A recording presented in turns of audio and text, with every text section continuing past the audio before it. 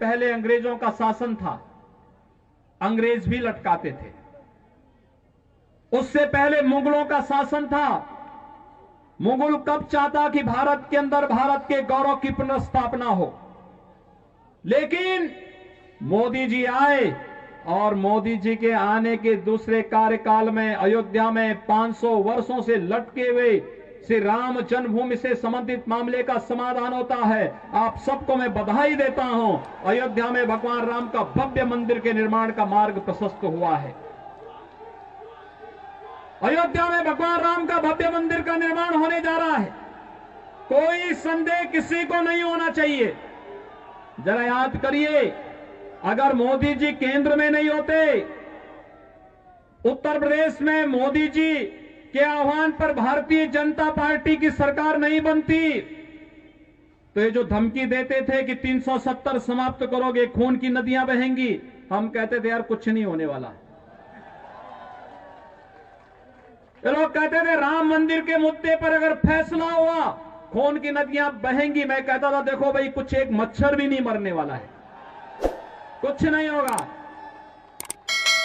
न्यायालय मेरिट के आधार पर फैसला करे, फैसले को लागू हम करेंगे। और किसी के माई के लाल पे हिम्मत है उत्तर प्रदेश में उपद्रव करके दिखा दे।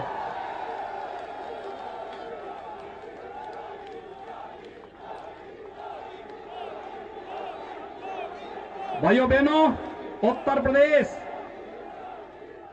यहां दिल्ली के बहुत सारे लोग जाते होंगे हरिद्वार में कांवड़ यात्रा में। पहले कांवड़ यात्रा में कांग्रेस की सरकार रही हो, कांग्रेस के जितने भी सहयोगी दल है, केजरीवाल के नेतृत्व के जितने भी इनके सहयोगी दल हैं जो इनके लिए वोट मांग रहे हैं, इनकी सरकारें उत्तर प्रदेश में रही हैं। इन्होंने कांवड़ यात्रा उत्तर प्रदेश के अंदर बंद कर दी थी, नहीं चलने देते थे, प्रतिबंध लगा दिया। डीजे नहीं बजेगा, संग नहीं बजेगा, घंट नहीं बजेगा, घड़ियाल नहीं बजेगा, पंडाल नहीं लगेंगे। तो जब मेरे पास ये प्रस्ताव आया कि पहले ये होता था, मैंने कहा भाई ये भगवान शिव की भक्तों की यात्रा है, ये शव यात्रा नहीं है। इसमें सब बजेंगे, इसमें डीजे भी बजेगा, शंख भी बजेगा, घड़ियाल भी बजेगा, नगाड़े भी बजेंगे, और इनके स्वागत की तैयारी जगह जगह करो और हेलीकॉप्टर से पुष्प वर्षा भी करते जाओ, कोई प्रतिबंध नहीं।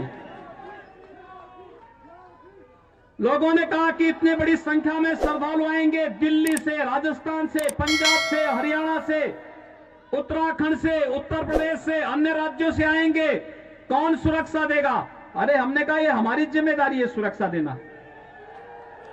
लोगों ने कहा कि लोग हमला करेंगे, तो हमने एक बात कही, भाइयों बहनों, मैंने बात साफ कही। मैंने कहा देखो भाई, भगवान शिव की भक्तों की यात्रा है, कोई व्यवधान डालना चाहता है तो उसको तय करना है। अगर वो व्यवधान डालेगा हम उसको गोली से समझाएंगे, व्यवधान डाल करके दंगा कराएगा तो गोली उसको समझा देगी।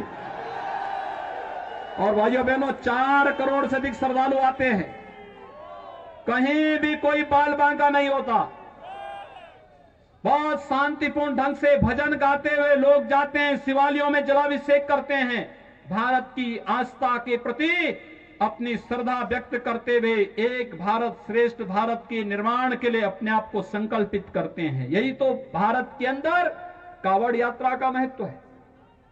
ये लोग कहते थे राम मंदिर के मुद्दे पर अगर फैसला हुआ खून की नदियां बहेंगी। मैं कहता था देखो भाई, कुछ एक मच्छर भी नहीं मरने वाला है, कुछ नहीं होगा। न्यायालय मेरिट के आधार पर फैसला करे, फैसले को लागू हम करेंगे। और किसी के माई के लाल पे हिम्मत है उत्तर प्रदेश में उपद्रव करके दिखा दे। पहले कश्मीर में पत्थरबाज पत्थर फेंक करके पाकिस्तान का पैसा लेकर के भारत की संपत्ति को नुकसान पहुंचा करके उन्हें क्षतिग्रस्त करते थे, और कांग्रेस और केजरीवाल जैसे लोग उन पत्थरबाजों का समर्थन करते थे। लेकिन धारा 370 समाप्त हुई, पत्थरबाज हुए गायब, और पाकिस्तान परस्त आतंकवादी जो पहले भारत के अंदर आकर के जगह जगह विस्फोट करते थे, उन सबको यमलोकपुरी की यात्रा पर भेजना शुरू कर दिया हमारे सुरक्षा बलों के जवानों ने। उनके लिए कहा गया कि भाई भारत की धरती तुम्हारे लिए नहीं है, तुम्हारे लिए तो अब बोली नहीं, हमारे सुरक्षा बलों के जवानों की गोली है और ये गोली खाओ, अपनी यात्रा पर जाओ। कांग्रेस और केजरीवाल इन उपद्रवियों को क्या खिलाते थे? बिरयानी। और हम क्या खिला रहे हैं? गोली। भाइयों बहनों, यही अंतर है। भारत माता के प्रति अगर इनके मन में सम्मान होता, आतंकवादियों के सामने, नक्सलवादियों के सामने घुटने नहीं टेकते, पाकिस्तान का खौफ खड़ा नहीं करते। याद करिए, मुंबई पे आतंकी विस्फोट, आतंकी हमला हुआ था और तब कांग्रेस नेतृत्व की सरकार थी और तब केजरीवाल भी कोई एक एनजीओ चला करके यहां पर जनता को बेवकूफ बनाने का कार्य तब भी करता था।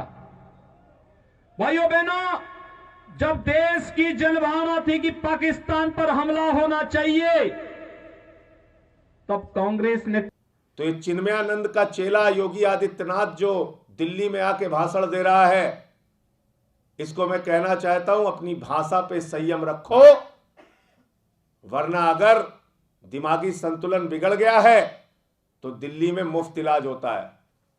मनोचिकित्सक के पास जाओ, फ्री में तुम्हारा इलाज करवा देंगे। अनाप शनाप बातें करना बंद करो। यहां पर आए हो तो बताओ 200 यूनिट बिजली का दाम कितना है उत्तर प्रदेश में? कितना दाम है उत्तर प्रदेश के अंदर? 7 रुपए यूनिट बिजली का दाम है, यहां जीरो है 200 यूनिट तक। यहां आए हो तो बताओ, उत्तर प्रदेश में नमक रोटी देते हो मिड डे मील में बच्चों को खाने के लिए, और यहां स्कूलों के अंदर एयर कंडीशन कमरे बच्चों की पढ़ाई के लिए बने हैं। जाके यहां मिड डे मील की व्यवस्था देखो। यहां आए हो तो बताओ, दिमागी बुखार से हजारों बच्चों की मौत हो गई उत्तर प्रदेश में, और दिल्ली के अंदर डेंगू की बीमारी से लड़ने के लिए पूरी दिल्ली को हमने खड़ा किया, एक साथ लेकर आए हम, और एक भी मौत डेंगू से नहीं हुई दिल्ली में। अगर आए हो योगी जी तो काम पे चर्चा करो और बताओ, उत्तर प्रदेश के अंदर 10 साल, 6 साल, 8 साल की बच्चियों के साथ बलात्कार हो रहा है, और तुम चिन्मयानंद के चेले बन के उस बलात्कारी के समर्थन में खड़े हो और यहां आके ज्ञान दे रहे हो।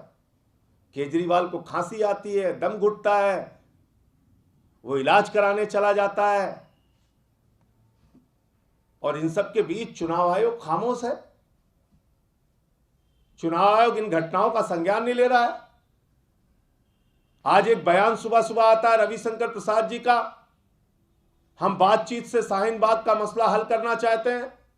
हमने भी इसका स्वागत किया। शाम हो गई, कहीं कुछ पता नहीं। इसका मतलब मुंह जबानी जमा खर्च, इसका मतलब सिर्फ बयानबाजी। अरे केंद्र की एक सरकार बैठी हुई है। मैं आदरणीय रविशंकर प्रसाद जी से पूछना चाहता हूं कि क्या आपने कोई अपनी ओर से पहल कर दी, बाद में आपको रोका गया क्या? किसने रोका? किसने आपको मना किया बातचीत करने से? उस व्यक्ति के नाम का खुलासा कीजिए, वरना तो मुझे तो मालूम है उस व्यक्ति का नाम है अमित शाह, जो दिल्ली में बवाल कराना चाहता है, जो दिल्ली में माहौल बिगाड़ना चाहता है, जो दिल्ली में हिंसा फैलाना चाहता है, जो दिल्ली का चुनाव टालना चाहता है। और इसलिए अगर चुनाव आयोग ने इन घटनाओं से सख्ती से निपटने का प्रयास नहीं किया तो आने वाले दिनों में दिल्ली के अंदर बड़ी अनहोनी घटनाओं की तैयारी, अराजक घटनाओं की तैयारी हो रही है। दूसरी ओर आज बहुत सारे आंदोलन मुंबई में चल रहे थे, उन्होंने अपना आंदोलन वापस लिया। मैं समझता हूं कि इस समय धैर्य और समझदारी आंदोलन चलाने वाले लोगों को यह दिखानी चाहिए कि कोई ऐसा बवाल, कोई ऐसी हिंसा फैलाकर राजनीतिक लाभ लेने का भारतीय जनता पार्टी का मंसूबा सफल न होने पाए। इसलिए आप लोग स्वयं से अपने आंदोलन के बारे में पुनर्विचार भी कीजिए। बस मुझे इतनी बात कहनी थी।